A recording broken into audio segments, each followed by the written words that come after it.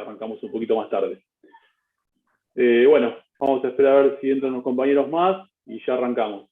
¿Pudieron leer algo de lo que vimos la clase pasada o de algo de todo lo que veníamos viendo? Hicieron una consulta. Si quieren.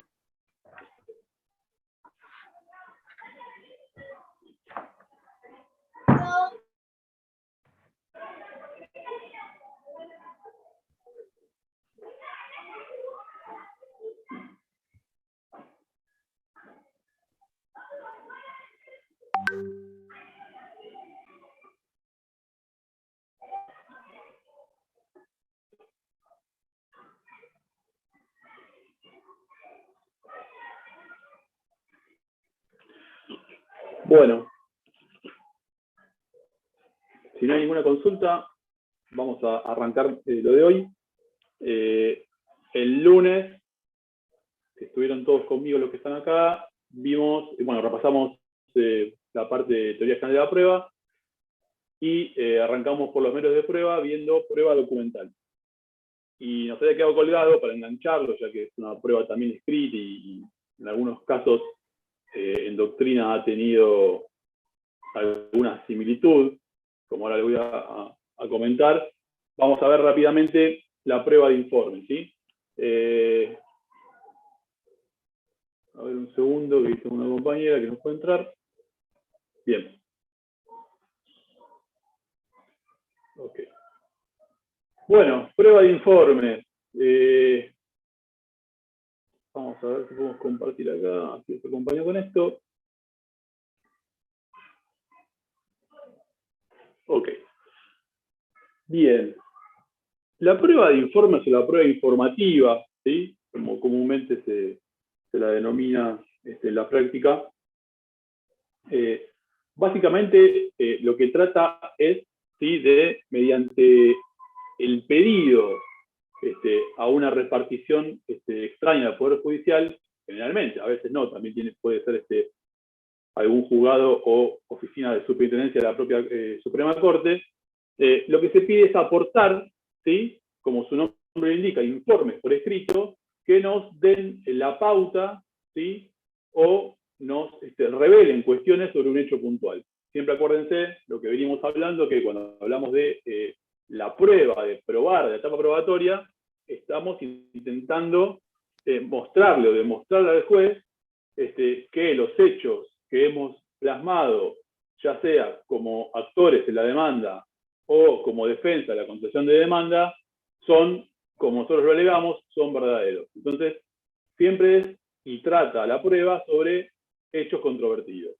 Entonces, la prueba informativa, como ahí les resumí en la pantalla, es para aportar datos concretos, ¿sí? O sea, pedirle a un registro o archivo, ¿sí?, de una entidad tercera, distinta a lo que es el Poder Judicial en principio, o también del Poder Judicial, información, ¿sí?, sobre un hecho puntual. Esa información que nosotros pedimos, ¿sí?, tiene que ser y basarse sobre un hecho o acto concreto, obviamente, ¿sí?, y siempre, como les decía recién, sobre un hecho controvertido. Para que esa información que nosotros pedimos, ofrecemos y producimos, para que esa información tenga valor probatorio a la hora que el juez dicte sentencia, ¿sí?, tiene que estar basada en los registros o archivos de la entidad que me informa. Es decir, si yo le pido determinada información sobre un hecho puntual, por ejemplo, a la AFIP, ¿sí?, esa información tiene que basarse en los registros que tiene la AFIP o en archivos que tiene la AFIP. Nunca va a poder ser, o mejor dicho, nunca va a tener valor probatorio si esa respuesta, ese informe que nos trae esa repartición a la cual nosotros le pedimos el informe, está basada en cuestiones subjetivas del informante, ¿sí? ¿Se entiende? El informe que contiene la prueba tiene que surgir de un registro documentado o de un archivo puntual. Nunca puede basarse, por ejemplo, en opiniones de la informante o del funcionario a cargo de la repartición que me está informando.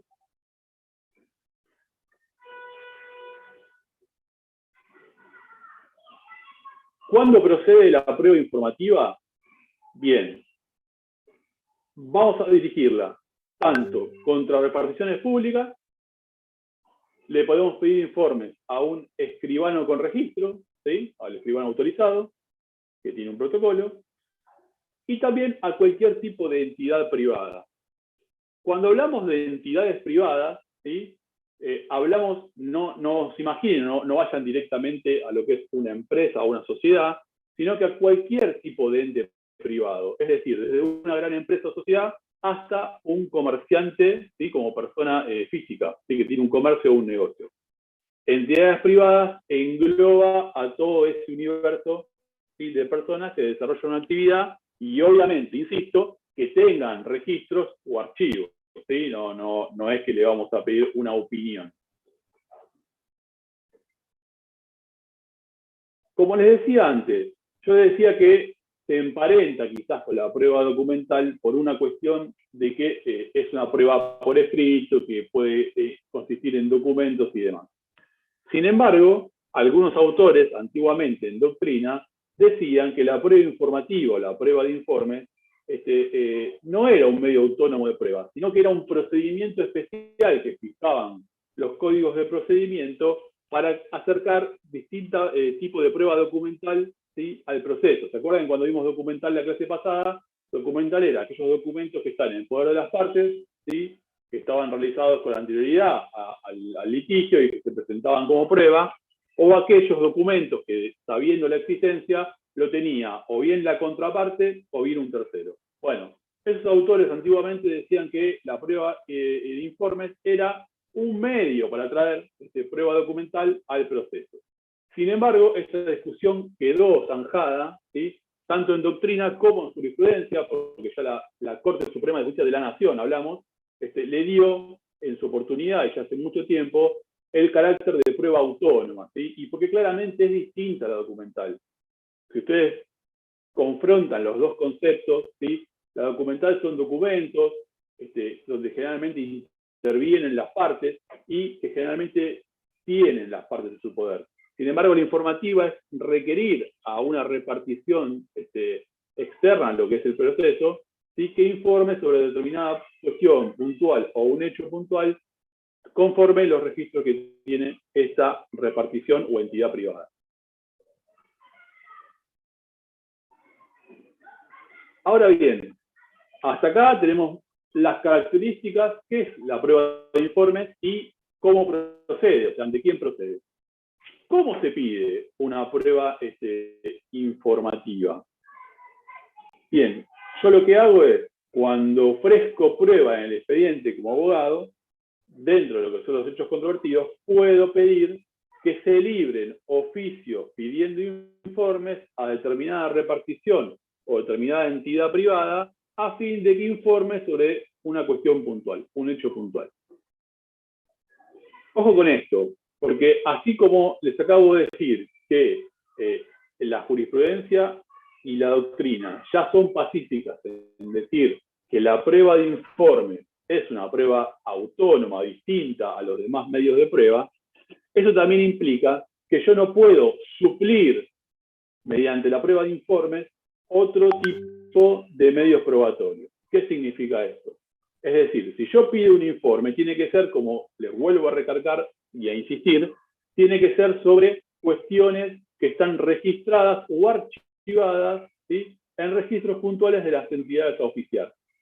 No puedo suplir o una prueba testimonial por informe, por eso le decía que no puede haber subjetividad, sino son cuestiones objetivas, y no puedo suplir, por ejemplo, una prueba científica, una prueba pericial a través de un informe. Para eso están los determinados medios de prueba testimonial y prueba pericial, a los efectos de evacuar ese tipo de conceptos. La prueba de informes solamente debe ser utilizada justamente para acercar informes de registros al proceso. Entonces, una vez que está ofrecida y después me provee la prueba informativa, la forma de pedirle a esas oficinas públicas o esas entidades privadas que evacúen informes y lo acerquen al expediente es mediante el libramiento de un oficio judicial, ¿sí? oficio judicial es una pieza donde se dice el juzgado que entiende y en qué causa determinada, donde se va a colocar cuál es el pedido por el cual se debe informar y como los pedidos de informe, en principio, la mayoría, no hace falta la firma de los funcionarios judiciales y va con firma solamente de ustedes como letrados, van a tener que transcribir en el cuerpo del oficio la orden, el despacho judicial que así lo ordene. ¿Sí? ¿Se entiende? Atención con esto. En la placa que están viendo en la compu, que esté remarcado en rojo que ustedes deben acreditar el recibo del oficio de informes ante la repartición que lo soliciten en el expediente, no es una cuestión menor. Y deben hacerlo en tiempo y forma. Es decir, ustedes libran el oficio de informes ante una repartición determinada, vamos a hacer con el ejemplo de la FIP, por ejemplo, ustedes llevan el oficio de la FIP o lo presentan por mail, ahora que todo es digital y en pandemia hay muchos lugares que directamente piden que el oficio sea escaneado PDF y llegue a una casilla determinada por mail. Más allá de eso, la cuestión está en que ustedes presentan el oficio, sea por el medio que sea, ante la repartición. De eso, ustedes van a tener que tener un recibo, un recibido de ese oficio judicial.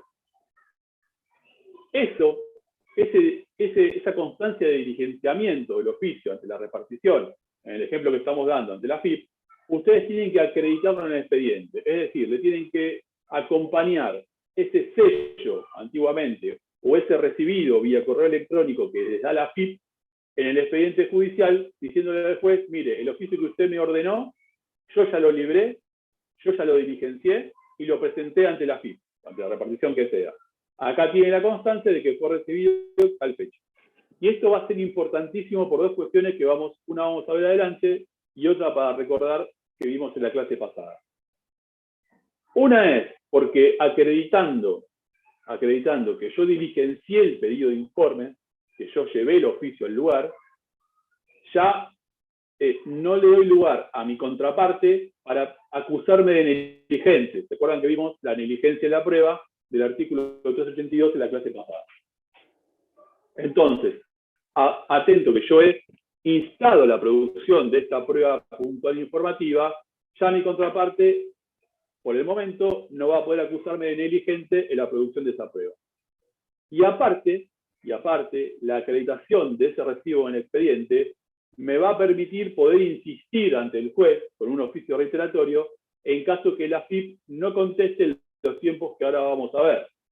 Porque cuidado, porque si yo largué el oficio y no pido su reiteración, a pesar de que no se cumplió, entra a jugar el instituto de la caducidad de la prueba informativa que vamos a ver más adelante del artículo 400. Entonces, siempre importante acreditar el diligenciamiento del oficio.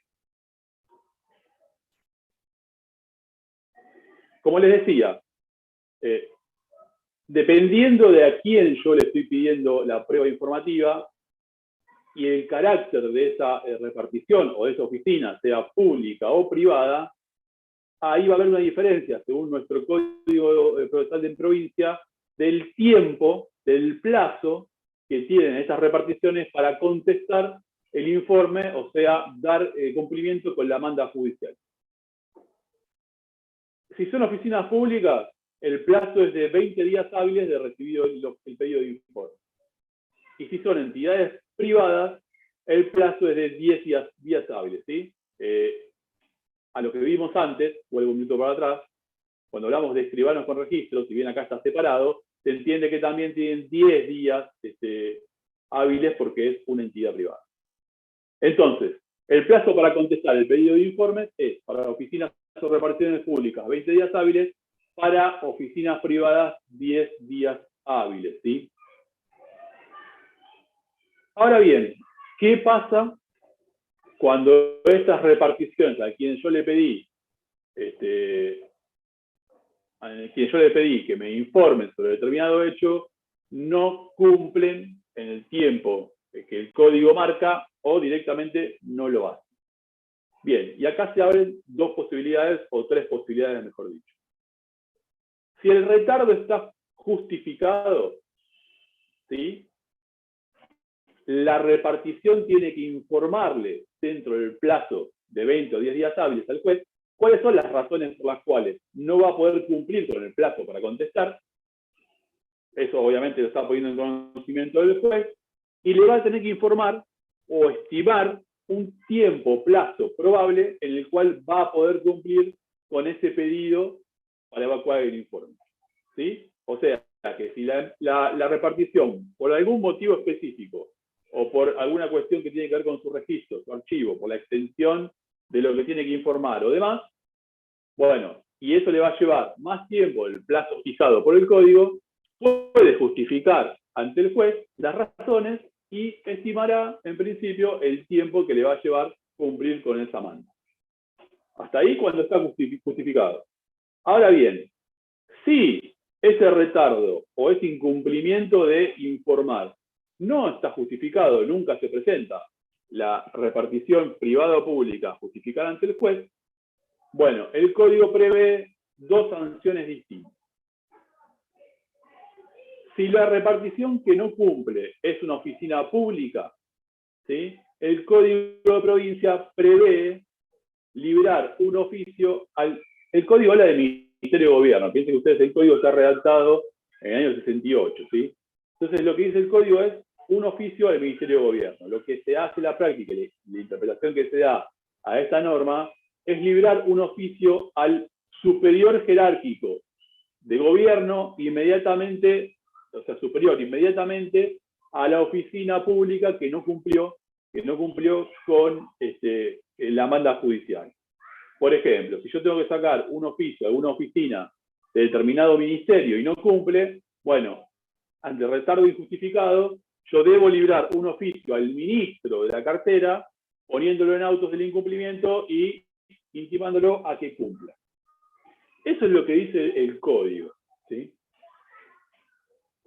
Yo como juez, ustedes dicen, bueno, que es muchas veces lo que pasa también en la práctica. Ok, yo le mando un oficio al ministro, y el ministro puede decir, bueno, a otra cosa, porque parecería como que se queda corto, ¿sí?, la sanción en cuanto al incumplimiento de una repartición pública. Bueno, sin embargo, lo que se hace en la práctica es justamente, si no se contesta una vez largado ese oficio, se lo va a intimar a que cumpla bajo el procedimiento de denunciarlo penalmente en el fuero penal por incumplimiento, ¿sí?, de una manda judicial.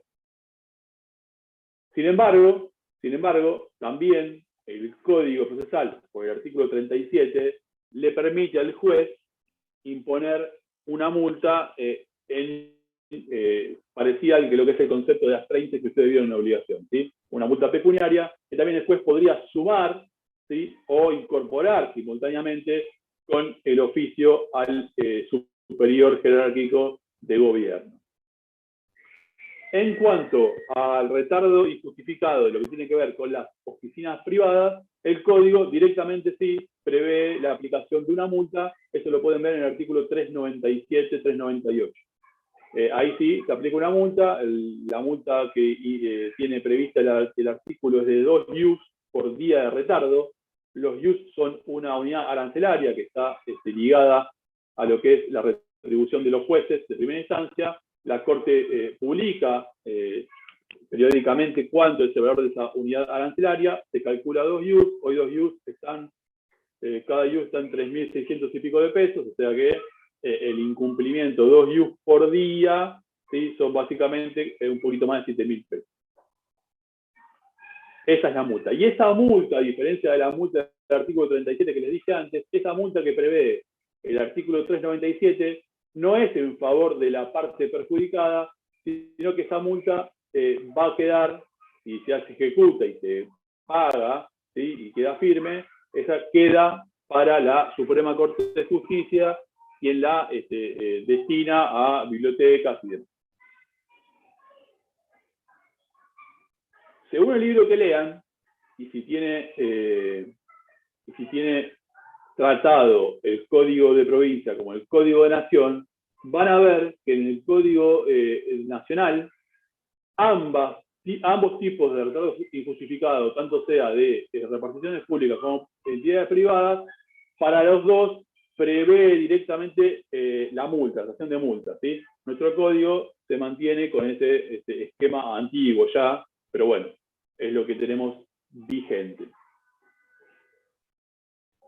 El artículo 399, que yo ahí les puse, compensación a entidades privadas, básicamente lo que dice es que cuando una entidad privada deba contestar un pedido de informe, y ese pedido de informe, ¿sí?, le acarree algún costo porque tiene que revisar archivos o hacer determinadas labores internas para poder contestar, ¿sí?, y eso le genera un gasto extraordinario para cumplir con la demanda judicial, pueden pedirle al juez que compense ese gasto, ¿sí?, previo sustanciación con la parte del proceso o con la parte que ofreció esta prueba informativa, ¿sí? Ahora bien, para pedir esta compensación dineraria de la entidad que va a informar, ¿sí?, debe pedirla, o puede estar habilitado para pedirle al juez esta compensación extraordinaria, una vez que presenta el informe, es decir, una vez que cumple con la demanda judicial, ahí le puede informar al juez, mire, para cumplir con todos estos informes, esto me generó un gasto extraordinario determinado. Bueno, una vez que cumplió, el juez toma eso, da traslado a las partes o a la parte que ofreció la prueba, si no es común, y decide si corresponde compensarla o no, y eso va como un gasto más del proceso, ¿sí?, para la parte que corresponde. Sí, un ejemplo.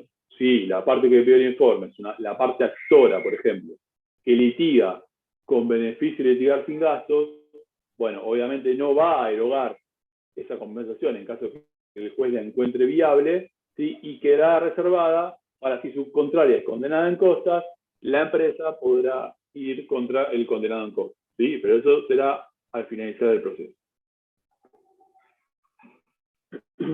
Bueno, eso es un poco lo que hablábamos antes, al principio de la clase, ¿sí?, en cuanto a que la prueba informativa no puede sustituir o ampliar otros medios probatorios, ¿sí?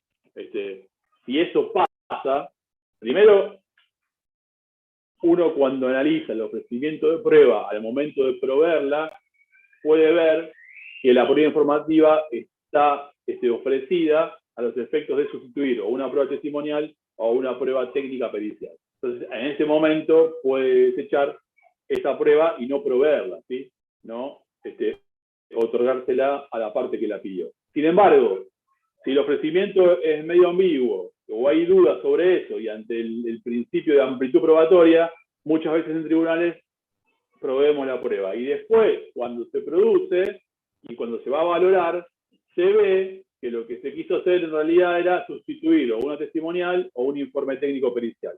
Entonces, eso, al momento de dictar sentencia y valorar la prueba, le va a restar justamente valor probatorio a ese informe presentado, ¿sí? Básicamente es eso.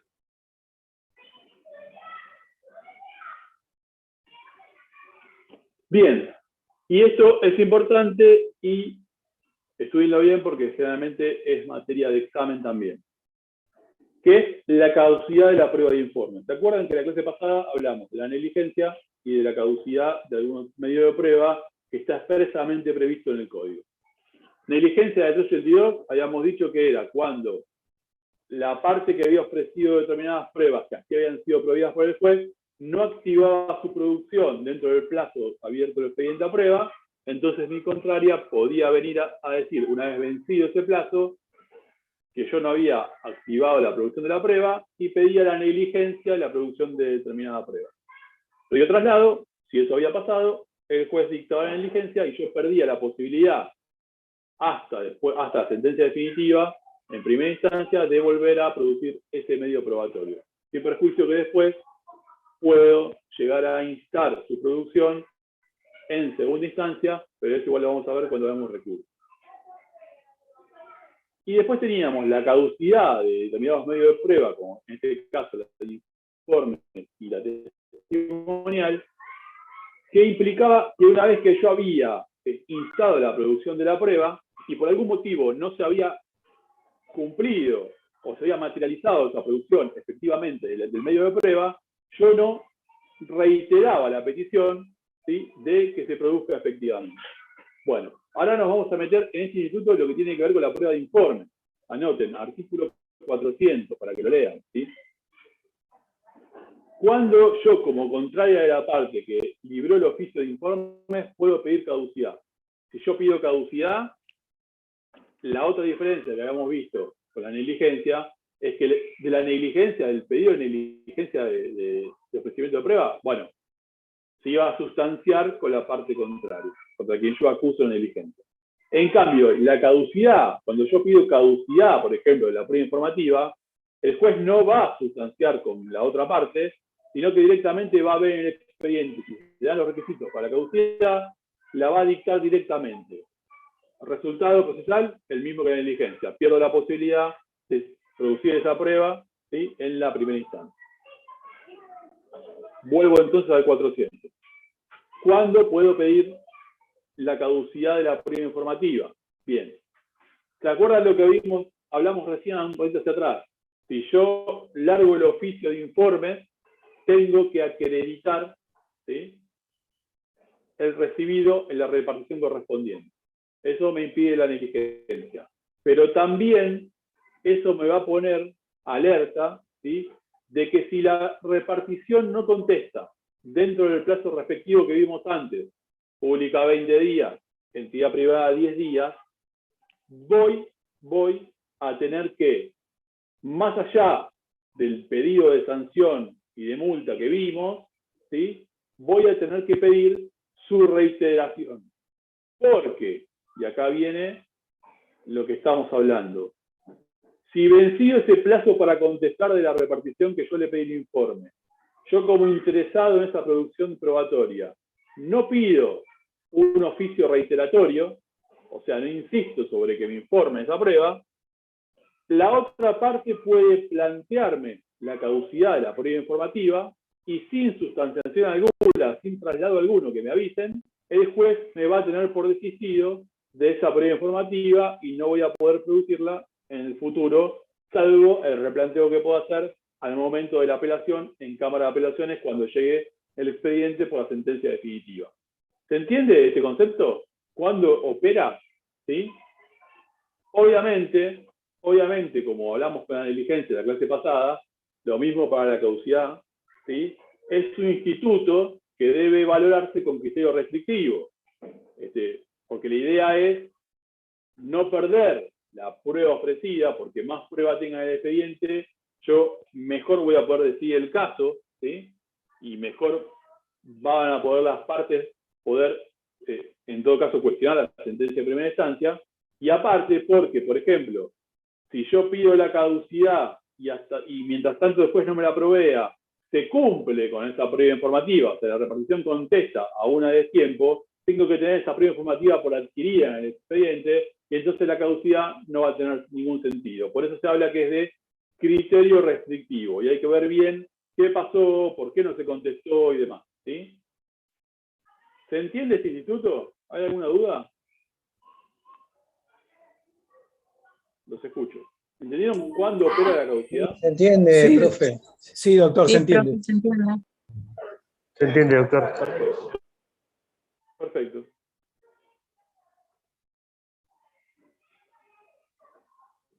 ¿Qué pasa cuando llega el informe al expediente, o sea, la repartición contesta, ¿sí?, pero el informe o es incompleto o no se ajusta a los hechos que yo pedí, o sea, o me están informando cualquier cosa o me están informando algo de forma incompleta, ¿sí? Bueno, pues bien, las partes ahí pueden impugnarlos, lo que se dice impugnar por falsedad, que dice el artículo 401, perdón, deben hacerlo, ¿sí?, dentro de los 5 días, obviamente, de tomar conocimiento de la agregación del informe.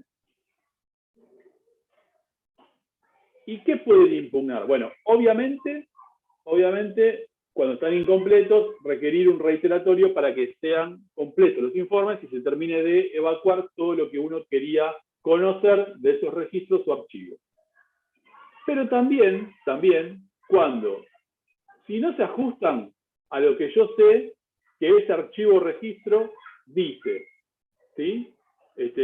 O porque me dicen que no hay constancias en el registro, o porque me están informando algo que no es. ¿Saben dónde se ve mucho esto en la práctica? En los expedientes de daños y perjuicios, cuando hay un accidente en la calle, cuando interviene la policía o interviene directamente una ambulancia, los pacientes primero, por más que tengan cobertura de salud privada, son llevados al hospital público para después derivarlos por la urgencia. Muchas veces pasa que los abogados piden el oficio de informes para que acompañen la historia clínica o el libro de guardia a este hospital. Los hospitales públicos tienen tanto lío de registro, tanto lío de un montón de cosas, que muchas veces lo que pasa es que informan que en determinada fecha no hay registro de que ese paciente haya ingresado por guardia o su atención. Bueno, ahí claramente, si ustedes tienen la certeza de que estuvieron ahí, tienen que insistir, impugnar por falso ese informe e insistir con que la repartición informe correctamente. En la práctica lo que pasa con eso es que después el hospital termina diciendo que sí, que es verdad, que se había atendido y mandan el respectivo registro o archivo, ¿sí? Otra posibilidad es que entiendan que el registro está falseado, ¿sí? Que muchas veces puede pasar que la repartición a la cual ustedes están pidiendo el informe tenga alguna vinculación con la otra parte y falsee el informe. Pues bien, ahí pueden impugnarlo por total falsedad y pueden requerir, ¿sí? La exhibición total de los registros o de los archivos donde ustedes creen que están realmente lo que ustedes quieren que se les informe. Ahí lo que puede pasar es que ustedes pueden pedir después que designe un perito o contador o actuario, ¿sí? O de la materia que corresponda, para que se le exhiba los registros y el perito los acompañe y dé un informe acabado de los mismos. Ahora, acuérdense algo, si la repartición pública nos va a informar mediante la presentación de un documento o de un informe, que es un instrumento público, como vimos en la clase pasada, ¿qué pasaba con los instrumentos públicos? ¿Qué hacían? Hacían plena fe, ¿sí? Entonces, si yo voy a querer atacar por falso un informe, una prueba informativa que contiene un documento o un instrumento público, no va a alcanzar con esa impugnación de falsedad, ni pedir una exhibición de registro, ni sortear un perito, sino que ahí voy a hacer resguardación. Redargución de falsedad. Redargución. Directamente voy a tener que ir a plantear una redargución de falsedad, como dice bien mi compañero. ¿Sí? ¿Se entendió? Si ustedes no impugnan el informe presentado dentro del plazo correspondiente de los 5 días, de una vez que les hacen saber la agregación del oficio al expediente, eso queda consentido y se le da pleno valor probatorio a ese informe, que igualmente después va a ser valorado y sopesado con el resto de las pruebas por el juez, conforme a las reglas de la sala crítica del 384 que vimos la clase 384 que vimos en la clase pasada. ¿Sí? ¿Se entendió? Profe, ¿puede repetir lo de falsedad, el tema de si es un instrumento público? Sí, cómo no. Lo que te decía es, siempre que sea un informe común y corriente, privado, lo que sea, vos podés atacarlo como yo te expliqué recién, ¿sí?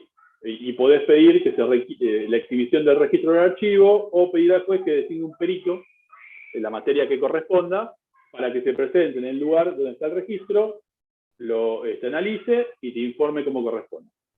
Ahora, si vos pedís un informe de repartición pública, por ejemplo, o un escribano como vimos antes, y ese informe viene acompañado o consta de un documento público o un instrumento público, el instrumento público de por sí hace fe por sí solo, ¿sí? Tiene plena fe probatoria. Entonces, la única forma que podés atacarlo de falsedad y tirarlo abajo en su valoración probatoria, no te queda otra que ir por el lado de la redargución de falsedad, ¿sí? Ahí vas a tener que impugnarlo, como vimos antes, ¿sí? Dentro de 10 días, e iniciar el incidente respectivo de conocimiento para que se lo redarguya de falsedad. Eso lleva un tiempo largo, pero bueno, es la única forma que tenés para derribar la plena validez que en principio tiene o gozan los instrumentos públicos. Gracias, profe. De nada. Bien, hasta acá prueba informativa. ¿Alguna consulta?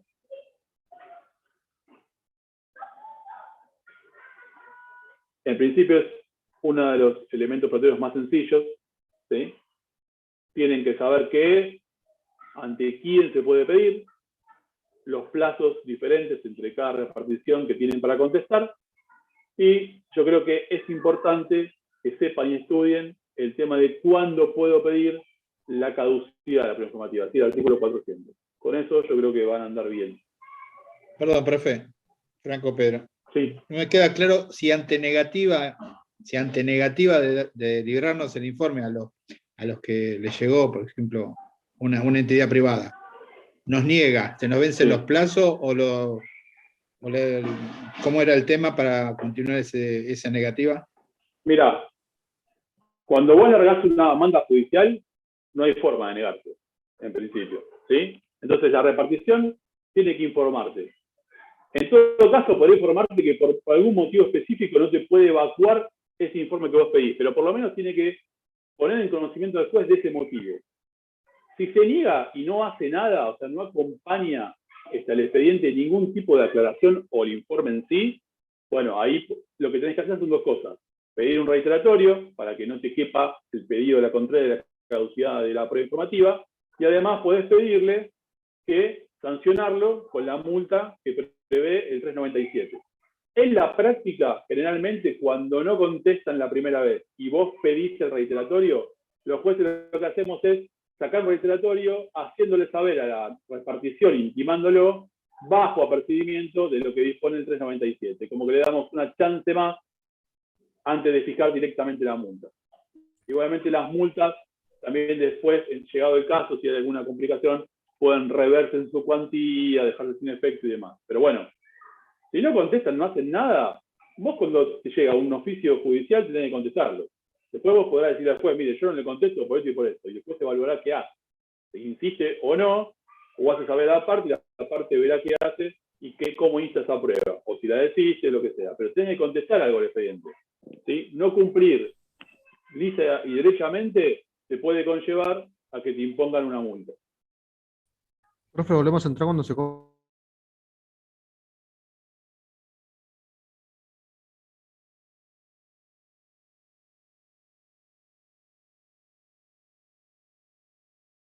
No estoy ubicado. Miren que lunes que viene, después viene Semana Santa, próximo lunes, y después viene ya la fecha de parciales, así que parece que no, pero no queda nada. Profe, con respecto a la fecha de parcial, ¿no? ¿Lo van a dividir por orden alfabético? Sí, nosotros cuando tenemos muchos alumnos como esta vez, lo que venimos haciendo es dividir, por eso ven varias fechas en el cronograma, y se van partiendo, no sé, creo que somos casi 300, así que supongo que serán alrededor de 80 alumnos por jornada. Y como les dije la vez pasada, lo que hacemos es, a los que esta vez les toca el primer turno, en el segundo parcial le va a tocar el turno más alejado y así. Lo que no tengo confirmación es si va a ser oral o escrito. Muchas gracias, profe. Nada.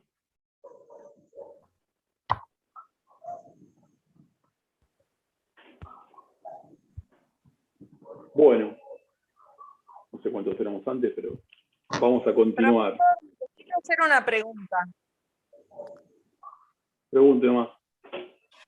Las fechas son 22, 25 y 29, ¿no es cierto? Deme un segundo. Lo tengo acá. A ver, hoy es 8. El lunes hay clase. El 18, que es el lunes después de Semana Santa, está la última clase, que sería, vemos, conclusión de causa para definitiva y repaso, en principio. Más que clase larga de 3 horas. Y sí, es 22, 25 y 29 de abril. Así está. Porque justo ese día 22 del 4 yo tengo un estudio médico. Sí. ¿A esa ¿Cómo hora? podría ser? ¿Podría ir el 25 o el 29 o no? ¿O perdería el No. examen? Escuche, ¿el estudio médico lo tiene a la hora del examen? Sí, La hora del examen es la hora de la cursada, 16, o más que sea oral. 16:45 es en La Plata. Bueno, en todo caso, la semana que viene, Sí, espere a ver qué día le toca para empezar. ¿Usted cómo se claro, llama de sí. apellido? A ver dónde está. Gavinio Analía. Gaviño, y no sé. Tendría que poner a ver la lista, pero tiene todos los números para que sea la primera fecha, me parece, ¿no? Pareciera que O la sí, por eso segunda. me estoy... aparte yo no vivo, otra Sí. cosa que le quiero Mire, decir, espere. Sí, no, le quería decir que yo no diga. soy de Lomas de Zamora, yo vivo en Bragado, o sea que tengo que viajar, pero justo ese día tengo que viajar a La Plata para Ok. hacerme el estudio. Entiendo. Mire, vamos a hacer una cosa. Espere la semana, yo supongo que la semana que viene tiene que estar ya los turnos de cada examen, de cada fecha, de cada día, perdón. Tendría que Sí. estar ya listo. Si usted ve que a usted le toca la fecha que tiene ese inconveniente, en todo caso escriba en el horario virtual al doctor Rabino, ¿sí? Sí. Y a ver si le puede apuntar algo o no, y bueno, él le contestará. ¿Sí? Bueno, de última yo tengo el certificado que verdaderamente me lo hice al estudio, no es que, si es que me Sí, puede yo no tener estoy describiendo su palabra, no. alguna Sí, si usted ya ayuda. tiene alguna constancia del estudio, ¿usted está yendo a la facultad?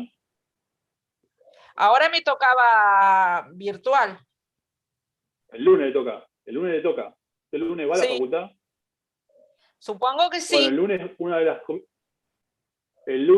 comisiones la va a dar Rabino presencial. De última, si lo ve, llévele y bueno, Listo, hablo con él directamente. ¿sí? Pero Gracias, yo diría profesor. que espere a ver cuándo le toca, para no hacer nada de nada.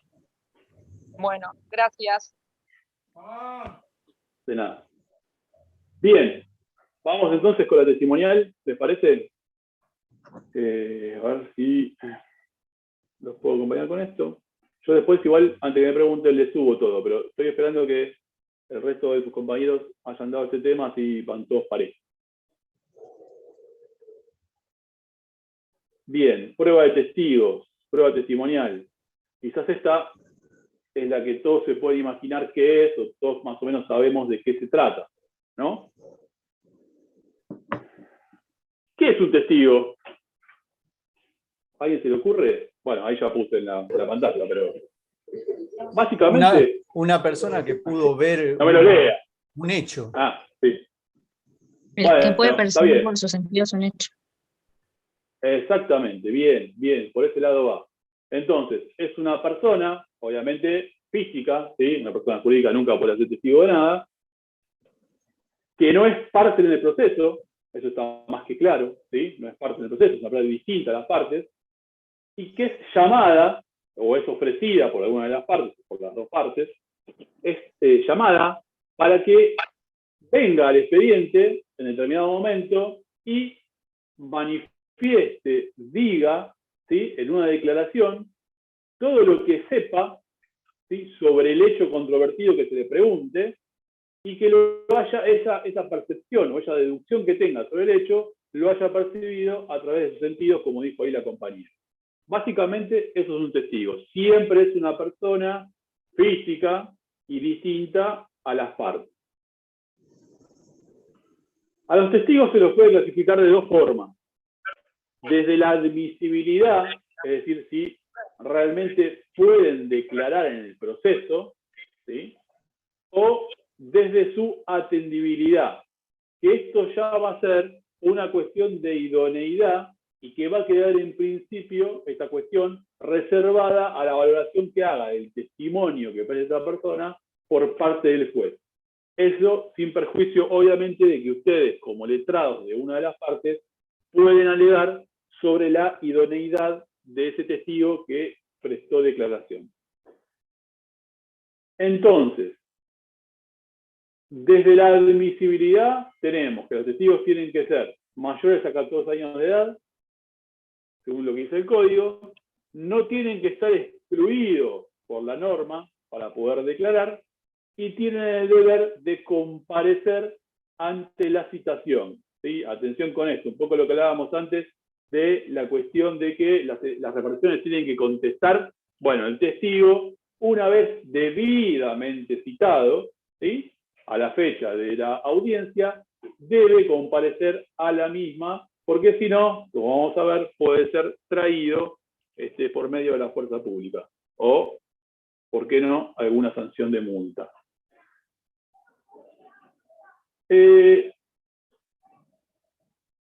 Respecto a la atendibilidad que dice ahí, bueno, básicamente lo que se explicaba es casi reservado a lo que es el proceso de valoración probatoria que le cuesta hacer al momento de la sentencia definitiva, ya sea por la sala crítica o por lo que el testigo pueda manifestar respecto a las que se denominan generales de la ley, o sea, qué conocimiento o relación tiene con las partes del proceso, o qué relación previa tiene con las mismas.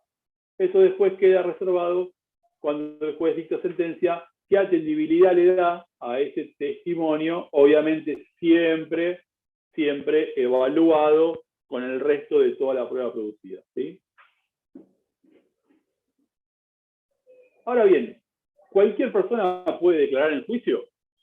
Bueno, la primera respuesta rápida es obviamente que no.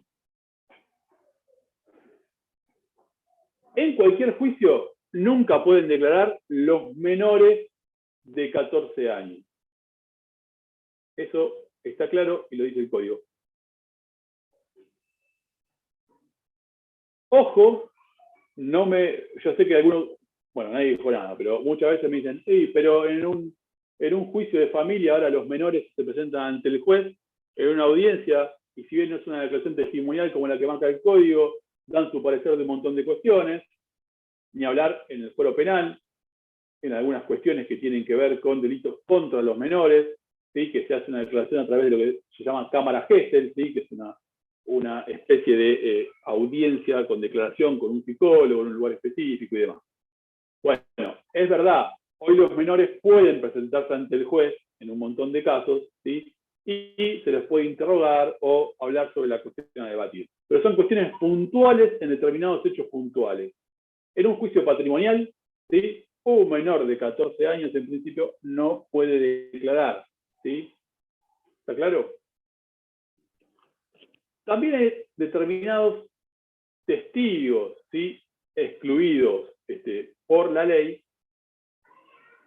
cuando se dice que no pueden declarar en contra o a favor de ciertas personas, que es el artículo 425, ¿sí? Ahí el código excluye directamente, expresamente, que no pueden declarar los cosanguíneos o afines, ¿sí?, de las partes en línea recta, ¿sí?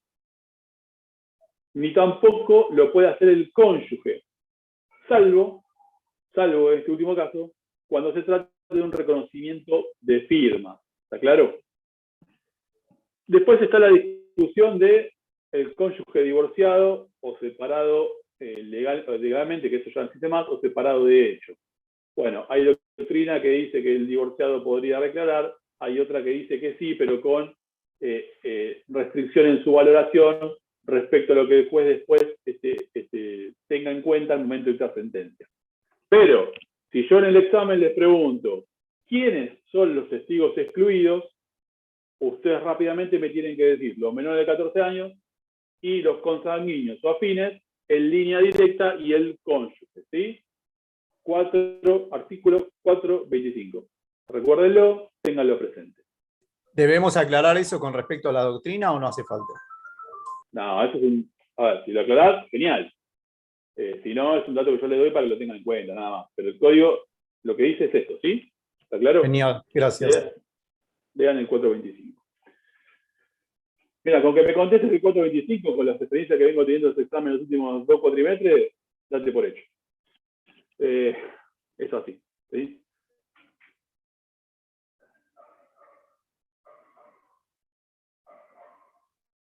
¿Un hermano puede declarar? el hermano de una de las partes, ¿puede declarar? Sí, Exacto, porque no es cosanguíneo afín en línea directa, ¿sí? Como dice el código. ¿Sí? Es exacto. un colateral. Sin perjuicio, obviamente, de que después le podrán caber o las generales de la ley, ¿sí? O esa atendibilidad que el juez haga de la valoración de su declaración podrá verse menguada al momento de tenerla como una prueba plena, ¿sí? O totalmente eficaz. Pero, en principio, no está expresamente excluido en el 425. ¿Sí? ¿Quedó claro eso? Perfecto, sí, señor. Y después hay determinados testigos excluidos respecto de determinados actos, como son los testigos de un instrumento público, ¿sí? Esos testigos, sobre eso no van a poder declarar porque ya estuvieron dentro de lo que es el instrumento público que goza de entera fe.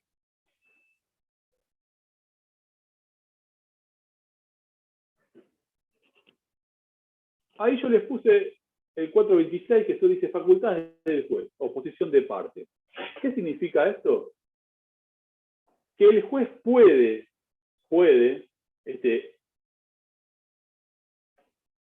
desechar, si se quiere llamar así, ¿sí?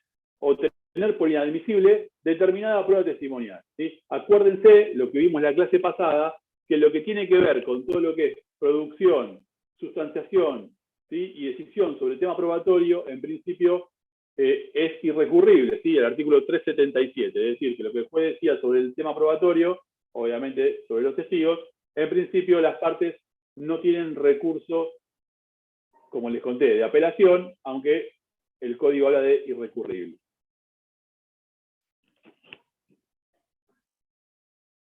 ¿Cómo se ofrece la prueba testimonial? Es decir, yo, abogado, quiero ofrecer testigos sobre los hechos controvertidos. Para ofrecer prueba testimonial tengo que tener los datos que el código me pide sobre el testigo que voy a presentar. Nombre completo, su profesión, que la verdad esto está en el código, quedó así, no tiene ninguna razón de ser, y su domicilio. O sea, nombre completo y domicilio es lo más importante. ¿Por qué? Nombre para identificarlo, está claro. Y domicilio porque es donde yo en principio voy a citar al testigo, voy a librar la cédula para que se notifique y sepa qué fecha yo le estoy dando para que venga al juzgado a declarar. ¿Sí? Si el juicio tramita en las normas del ordinario, yo puedo ofrecer hasta 12 testigos, ¿sí? Y en el caso de que sea un hecho puntual, puedo ofrecer hasta 3 más por un tema de reemplazos. ¿Está claro? En el caso de los juicios sumario y sumarísimo, solamente puedo ofrecer hasta 5 testigos. Puedo ofrecer más, si tengo más testigos, pero el juez, cuando provea la prueba testimonial, me va a proveer solamente los primeros 5 de la lista. ¿Sí?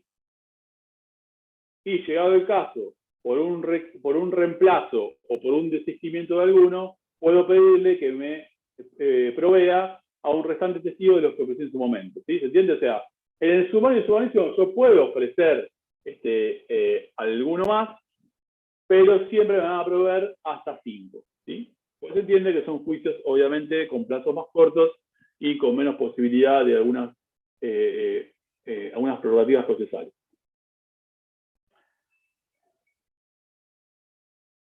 ¿Cómo le pregunto al testigo? Otra cuestión que tienen que tener en cuenta al momento de la hora de litigar, ¿no?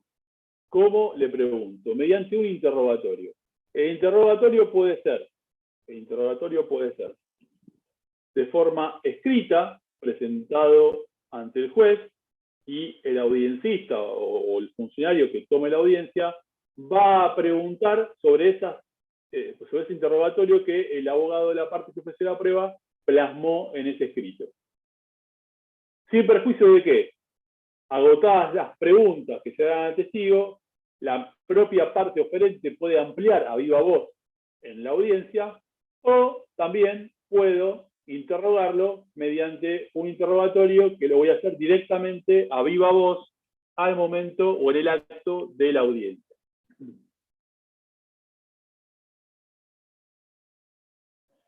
Yo el interrogatorio lo puedo presentar en cualquier momento del proceso, en un sobre cerrado, que se va a agregar al expediente. Hoy ya no hay más sobre cerrado, porque ahora es todo digital, por lo tanto lo acompaño mediante un escrito electrónico al expediente. Eso el juez lo va a tener presente, pero no lo va a dejar visible públicamente en la mesa virtual de entradas hasta tanto sea el momento para que no haya una posibilidad de preparación del testigo sobre las preguntas que se van a hacer o para que la contraparte tenga conocimiento de qué se le va a contestar y pueda oponerse de antemano. Y ese interrogatorio lo puedo presentar o reservar, mejor dicho, hasta el momento mismo de la audiencia. Las preguntas tienen que ser en forma indagatoria, es decir, tengo que indagar sobre un hecho puntual que le estoy preguntando al testigo si tuvo conocimiento. No puedo inferir la respuesta, ¿sí? No le puedo decir si él tiene conocimiento del hecho que pasó, ¿sí? Tiene que ser indagatoria y sin inferir respuesta. Tiene que contener solo un hecho. No le puedo preguntar en la misma consulta 2 o 3 hechos juntos, es de a un hecho preguntar. Tienen que ser claras, no capciosas ni oscuras, que sea difícil de responder, ¿sí? Y atención con esto, no pueden tener carácter técnico. Es decir, yo a un testigo no le puedo preguntar por cuestiones técnicas, por ejemplo, por cuestiones contables o cuestiones médicas. Salvo, obviamente, que el testigo sea especialista en el tema, o sea, un profesional del tema, y el hecho controvertido tenga que ver con una cuestión que tiene que ver con la materia en la cual es idóneo. ¿Se entiende? ¿Sí? Entonces, sepan esto. Las preguntas, un solo hecho, y no pueden inferir la respuesta. ¿Sí? ¿Está claro? Si ustedes están como abogados en una audiencia y sucede que una de las preguntas del interrogatorio o la que se formula a viva voz no está redactada de la forma que el código establece, ustedes pueden, antes que conteste, oponerse, ¿sí?, a esta pregunta y que el testigo no la conteste por estos motivos. Ahí el juez inmediatamente va a dar traslado a la parte que hizo la pregunta, se va a traer una pequeña incidencia sobre si la pregunta es viable o no, o si se ajusta a lo que el código pide, y el juez va a resolver si debe contestarse la pregunta tal como se hizo, o mandará a reformular en el acto la pregunta correspondiente sobre ese hecho puntual. Ahí ustedes como abogados o reformulan, o bien desisten de preguntar sobre ese hecho en cuestión. ¿Sí? ¿Se entendió? No es como en las películas, pero parecido. Sí, lo entendí así, como las películas. Muy bien. Bien. Ay, perdón, se me fue el dedo. Ahí está. Bueno, ¿cómo citamos al testigo? Atención con esto, porque esto también va a ser importante porque acá en la prueba testimonial también tenemos posibilidad de pedir caducidad. Entonces, como dije antes, el testigo tiene obligación de comparecer una vez que está efectivamente citado. El código nos dice que al testigo se lo cita por cédula, ¿sí? Cédula de notificación, es un papel que llega a la casa donde dice, se transcribe, se dice los datos del juzgado, los datos de la causa, y se le transcribe el despacho judicial, donde el cual se lo cita a declarar tal día y a tal hora en el juzgado correspondiente. Esa cédula que le va a llegar al testigo, al domicilio que yo informé cuando ofrecí al testigo, por eso decía que el domicilio es importante, tiene que llegarle con al menos 3 días antes a la fecha de audiencia. ¿Sí? O sea, yo como citador, o sea, parte citadora que largo la cédula, esa cédula tiene que llegar al testigo 3 días antes, porque si no le llega, él está justificado de no comparecer. ¿Sí? Si yo me llevo una cédula hoy, citándome como testigo para mañana, bueno, mañana es sábado, para el lunes, bueno, yo puedo decir, no voy porque yo el lunes tenía otra cosa que hacer, me avisaron con menos de 3 días de anticipación, estoy justificado de no comparecer, y ustedes deberán, como abogados, pedir nueva fecha. ¿Sí? Ahora, el código da una posibilidad a ustedes como parte o abogados de justamente la parte que ofreció al testigo, de no librar la cédula, no sacar la cédula de papel al domicilio y tomar en cabeza de ustedes la carga de llevar el día de la audiencia al testigo al tribunal, al juzgado. ¿Se entiende? Yo no saco la cédula, pero ojo, el día de la audiencia tengo que acercarme a la hora de la audiencia con el testigo. Tengo que llevar al testigo. ¿Por qué? Si yo no saqué la cédula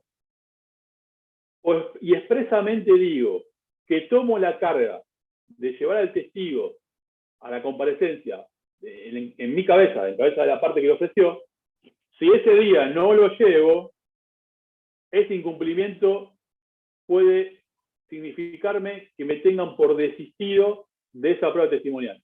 Pierdo la posibilidad en el futuro del expediente de la instancia que ese testigo declare. ¿Se entiende? Perdón, profe, le hago una consulta, porque son 7:05 y yo tengo otra clase.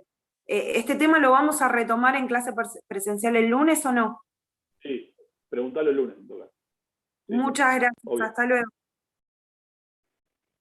De nada. Y perdón. Bien, ¿se entendió? Si yo tomo la carga de llevar al testigo y lo digo Perfecto. expresamente en el expediente, no lo llevé, la otra parte pide el desistimiento testimonial, la pierdo.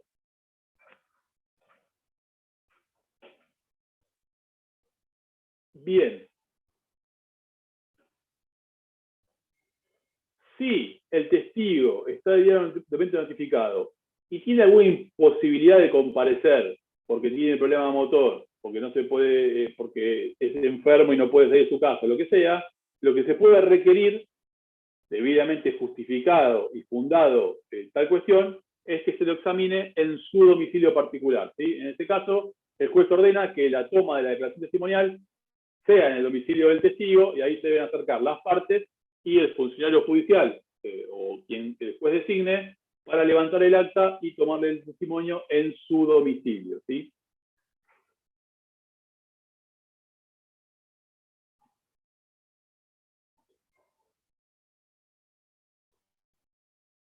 Bien, vamos a suponer que llegamos al momento de la audiencia. Tenemos a los testigos, ¿sí? Pasa el primer testigo. Bueno, cuando comienza la audiencia, al testigo se lo va a informar de que está bajo juramento o promesa de decir verdad. ¿Qué significa? El testigo de la declaración testimonial tiene que ser sobre hechos, obviamente, que el testigo tomó conocimiento o infiere o deduce de los hechos controvertidos y haya percibido por sus sentidos, pero tienen que ser verdaderos, tienen que ser reales, tienen que decir verdad. Porque si así no lo hace y eso surge del expediente, va a tener consecuencias de ser denunciado por el juez penalmente a pedido de parte de oficio, porque ustedes saben que los funcionarios judiciales, cuando vemos que hay una posibilidad de comisión de un delito, tenemos obligación de denunciar. Entonces, si el testigo no dijo la verdad, va a ser denunciado penalmente por el delito de falso testimonio. Así que el falso testimonio, si mal no lo sé, salvo que haya un penalista en la sala, en causa judicial creo que tiene una pena máxima de 10 años, o sea, no es excarcelable. Así que, ojo con estas cuestiones. Una vez que se le informa, se le dice que tiene que prestar juramento, por decir verdad, el primer interrogatorio que se le va a hacer al testigo es lo que se llama generales de la ley, ¿sí? Que es un interrogatorio preliminar que marca el artículo 439. Ahí se le va a preguntar qué relación tiene con las partes del proceso, ¿sí? Si las conoce o no las conoce y cómo las conoce y por qué. Se le va a preguntar si es acreedor o deudor de alguna de las partes, ¿sí? Si tiene alguna relación laboral o no, y demás. ¿Por qué? Esto es importante, que ese interrogatorio conste en el acta de audiencia y sea completo, porque eso va a ayudar al juez, llegado el caso también, a poder valorar, ¿sí? Completamente esa prueba testimonial. Porque obviamente, si a mí viene un declarante y me dice que es amigo del actor, y bueno, le comprenden las generales de la ley. En principio, ¿no? Porque después hay que ver el caso que estamos debatiendo y que estamos queriendo probar. Pero bueno, si es un pariente cercano, lo mismo. Si es compañero de trabajo, lo mismo. Si lo conoce del barrio y sabe que lo mismo. Todo en el contexto, insisto, de los hechos. Pero bueno, esa respuesta va a llevar después a darle más valor o no a la declaración testimonial. Lo mismo si es acreedor, deudor, o si tiene o no interés en el resultado del pleito, que también se le pregunta. ¿Se entiende? Por eso es importante que este interrogatorio preliminar esté bien en las actas redactadas, porque muchas veces cuando llega el pleito a sentencia, las generales no le comprenden. Bueno, está bien, quedó así, nadie dijo nada en el momento de la audiencia, el interesado y la parte contraria, y quedó así. Pero bueno, es importante que esté bien determinado. Y aparte, esta cuestión de la generalidad de la ley le sirve a ustedes, como abogado de la parte contraria de la cual ofrece el testigo, para en todo caso cuestionar, en base a eso que les expliqué recién, la idoneidad del testigo, ¿sí? Porque en el artículo 456 dice que ustedes pueden cuestionar, mediante una presentación, la idoneidad del testigo, y eso lo va a tener presente el juez al momento de dictar sentencia. Luego, los testigos son libremente interrogados, ¿sí? Conforme al interrogatorio que hablamos recién, y la parte contraria puede repreguntar sobre los hechos controvertidos una vez que se terminó el interrogatorio de la parte que ofreció al testigo. Los testigos no pueden no contestar lo que se le pregunte, ¿sí? Salvo oposición y que el juez así lo decida, y salvo que la respuesta que den los comprometa penalmente o en su honor, ¿sí? O si esa respuesta compromete su secreto profesional, ¿sí? Yo tengo un psicólogo que se sienta a declarar y le hago una pregunta determinada que eso puede romper el secreto profesional y que no fue levantado mediante orden judicial, obviamente puede rehusarse a contestar esa pregunta. Los testigos no pueden leer notas o apuntes, perdón, salvo que se los autorice expresamente a hacerlo, porque tienen que contestar a una cuestión de dificultad o alguna cuestión puntual. Si se les autoriza mediante previo traslado a la contraria y autoriza el juez, se va a dejar constancia en el acta de la declaración que el testigo, para responder ese hecho puntual o esa pregunta, ¿sí? Leyó o tomó apuntes o dio apuntes sobre alguna cuestión que traía escrita o demás. Como les decía, la prueba testimonial también es pasible de distinto de caducidad. Y como dije antes, y expliqué, y también lo dije en la clase pasada, la caducidad, a diferencia de la negligencia, una vez que la parte la pide, no hay traslado, no se sustancia con la contraria. Si están dados los requisitos para dictarla, después la dicta sin más. ¿Sí? Así que atención con eso. ¿Cuándo puedo pedir yo como parte contraria de la parte que ofreció el testigo la caducidad de la prueba testimonial? Si, llegada la fecha de la testimonial, la parte que le ofreció no sacó la cédula, no tengo constancia de que haya activado la citación, ¿sí? Y el testigo no viene por esa razón. Entonces directamente yo le puedo decir al juez, pasó todo esto, díctele la caducidad, que la pierda, téngaselo por existido, y si el juez lo dispone, se pierde. No, ese testigo no va a declarar más en primera instancia. Si el testigo, otra posibilidad, si el testigo injustificadamente no vino a la audiencia, ¿sí? No justifica su inasistencia, y quien le ofreció la prueba, quien ofreció al testigo, que es el interesado, no le pide al juez una nueva fecha, ¿sí? Y no le pide medidas de compulsión. ¿Qué significa? Mire, mi testigo no vino y no justificó. Entonces, le pido una nueva fecha para la declaración y tráigalo por medio de la fuerza pública. ¿Se entiende? No vino, no justificó por qué no vino, o no tengo yo justificación. Bueno, desígneme una nueva fecha de testimonial y que se lo traiga bajo percibimiento de traerlo por la fuerza pública. Si no hago todo eso, la parte contraria me puede pedir la caducidad y me va a tener por existido de testigo. ¿Sí? Y la otra posibilidad de pedir la caducidad, ¿sí?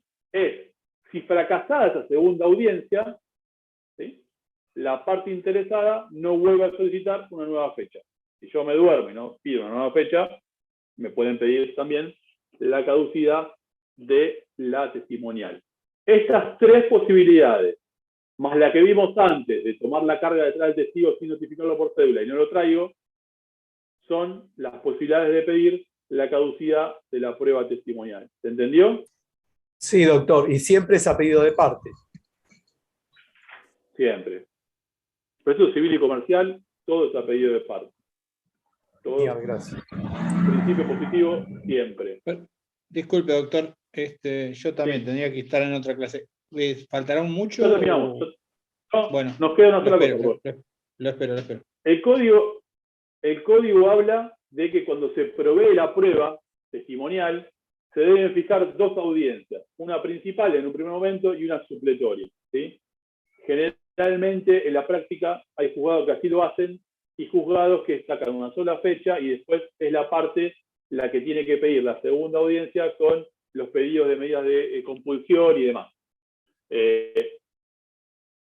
Aunque a ustedes les provean, como dice el código, las dos audiencias, la principal y la supletoria, en caso que la principal no se lleve a cabo, cuidado, porque ustedes tienen que pedir, cuando el testigo no compareció justificadamente y son los interesados, pedir que para la segunda se lleven adelante los medios de compulsión, ¿sí? Porque si no viene a la segunda, tampoco me pueden pedir la caducidad de la prueba testimonial. ¿Entiendes?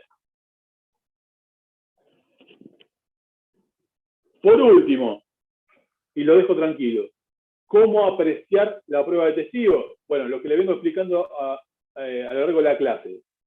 Vemos qué declaró el testigo, cómo lo declaró, ¿sí? Qué relación tiene con las partes, y todo eso lo hablamos en conjunto y con el resto de la prueba, conforme las reglas de la sala crítica que vimos en la clase pasada del artículo 384.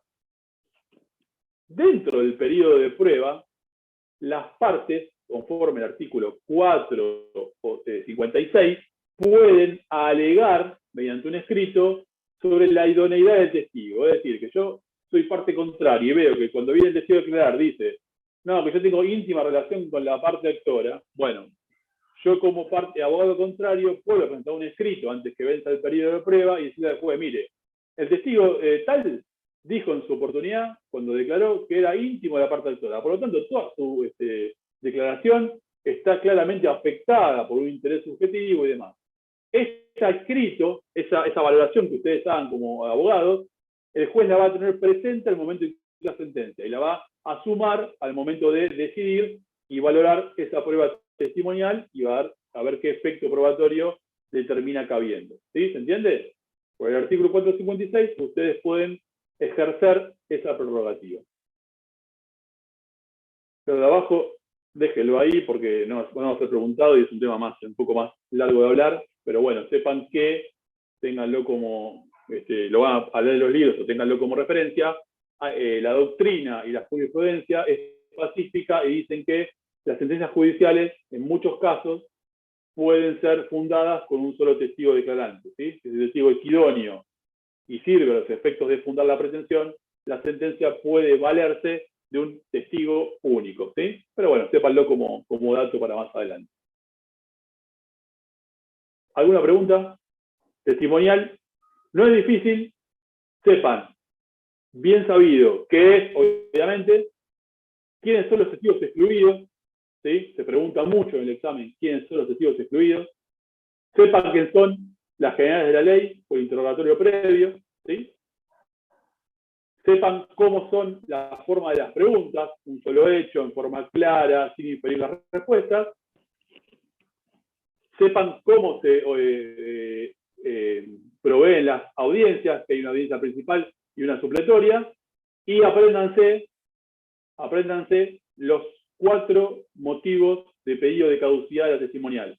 Los del 430, más aquel de que si tomo en cabeza mía la obligación de llevar al testigo sin dictar cédula y no viene justificadamente ese día, no lo llevo a la audiencia, me pueden pedir el desistimiento de la misma, ¿sí? Con que sepan esto, bien aprendido, yo creo que para el examen van a andar más que bien. Como siempre, igual les reitero, no se queden con eso. Lean todo y lean el libro. Pero bueno, eso generalmente es lo que siempre se pregunta en el examen y también es lo más importante para que sepan al momento de ejercer la profesión, ¿no? Bien, ¿alguna consulta? Y si no, los libero. Bueno, yo no. Muchas gracias, doctor. Gracias a ustedes. Muchas gracias, por la buen fin de paciencia y semana. por la tardanza. Igualmente, nos vemos, cualquier cosa, hablamos. Buen fin de semana y para todos.